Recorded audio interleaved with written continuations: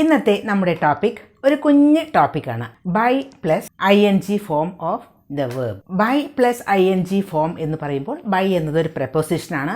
അതിൻ്റെ ഒപ്പം ഒരു വേർബിൻ്റെ ING ഫോം ചേർക്കുമ്പോൾ എങ്ങനെയാണ്? ING form of a verb എന്ന് പറഞ്ഞാൽ ടീച്ച്, ടീച്ചിങ്. ടീച്ച് എന്ന വേർബിനോട് കൂടി ING ചേർത്താൽ teaching. Sing, singing. Learn, learning. Swim, swimming. Walk, walking. അങ്ങനെ.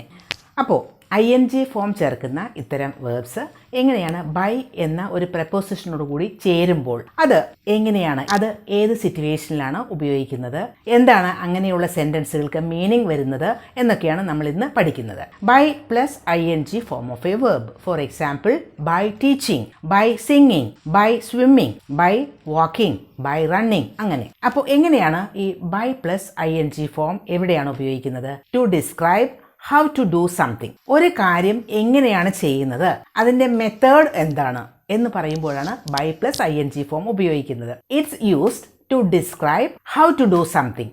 ഒരു കാര്യം ഡിസ്ക്രൈബ് ചെയ്യുക, അതിൻ്റെ മെത്തേഡ് എന്താണ് എന്ന്.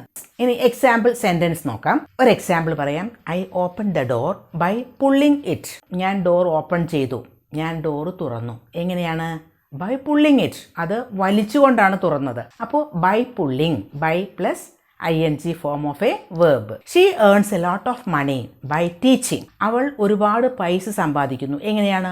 By teaching. അതിൻ്റെ മെത്തേഡ് എന്താണ്? By teaching. She explains by giving examples.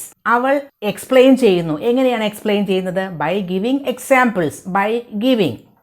He saves a lot of money by working hard. അദ്ദേഹം പൈസ ഒരുപാട് സേവ് ചെയ്യുന്നു. എങ്ങനെയാണ്?